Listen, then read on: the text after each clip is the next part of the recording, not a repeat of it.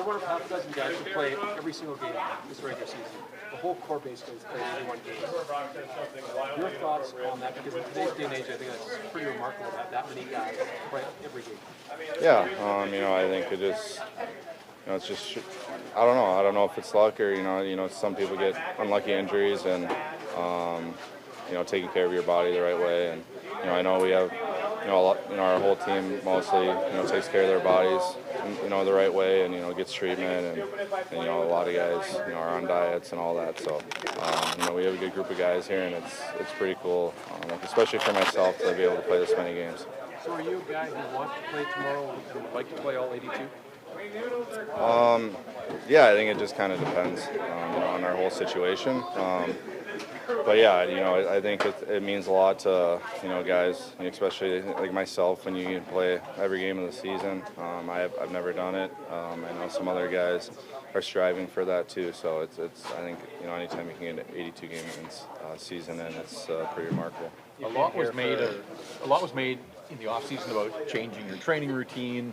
Like, is this sort of the proof that whatever you did last summer has benefited you considerably this year? Yeah, it's hard to say. I mean, I think last year, I played almost all the games. The games I missed was because of my hand injury, and I think that was an unlucky injury. So, it's hard to say. I think, I've been pretty healthy for the most part over the last few years, and I just feel like I know what I need to do to take care of my body.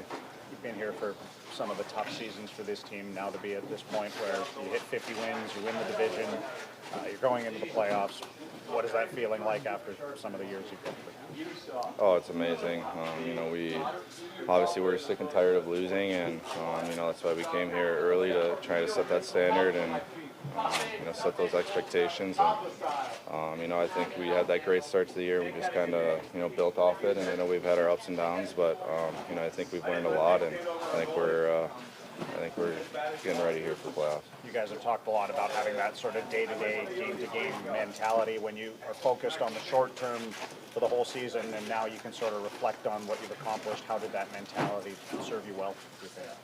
Yeah, I think there's times you can get roped into, worrying about, other things other than the task at hand and, the game that night or whatever it is. So, I think, when we were kind of in our lows that we started to focus on, what we just need to do each day, and that kind of got us out of it. Brock, a lot of fans are scoreboard watching these days, just seeing who the Canucks may play in the playoffs. Are the players like that as well? Are you checking in to see? Yeah, I think I think a lot of us guys are fans too, and it's always interesting not even just see who we're going to play, but to see the other matchups around the league. So I'd definitely say we're all watching. And I have to ask, do you have a preference on who you might play? That's a good question. No, I mean, at the end of the day, everyone says you got to eat, whoever you play, you're going to have to, beat really good teams no matter what. So to us, it doesn't matter. We just got to focus on ourselves. JG said last night that, early after the trade that brought him here, it felt like time was sort of standing still. The organization was really spinning its wheels. You've been here longer than anybody in this room. Were there some moments you wondered about the direction that this group was headed? Not this group this year, but just in your time here. Sort of, would you ever get out of the cycle of not making progress? Yeah, it's tough to say because, I always felt like we've had, the right pieces to steer, steered in the right direction, and we just never did until this year. So, I feel like I always had that belief deep down inside, and yeah, I don't know. It's tough to say just thinking back on it, but yeah, I always believe in Mills. He showed what he can do in this league since he came here, and with Petey and Huggy and Demmer, they're all amazing players. So. Another guy like Ian Cole, who played so much in the playoffs. How did he add to how you guys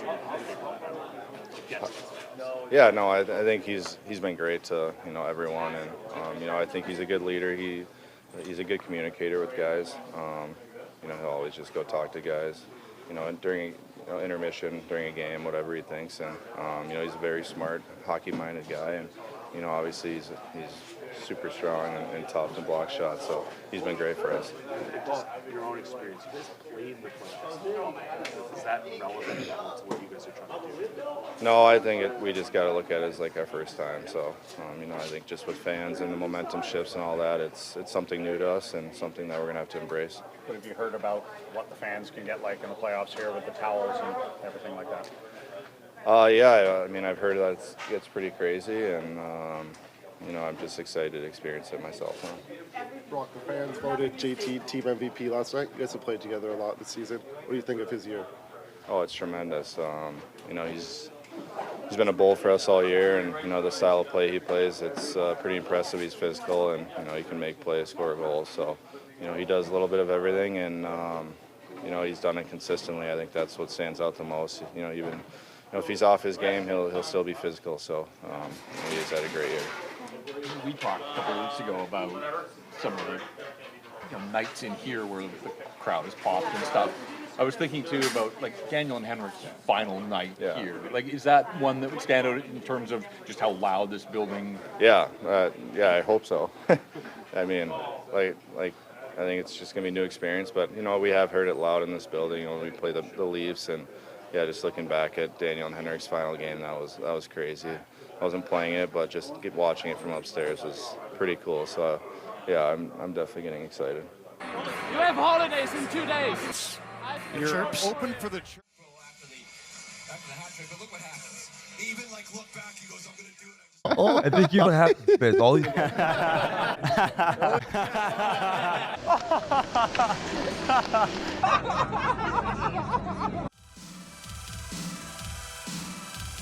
generational talent. Thanks for liking the video and subscribing.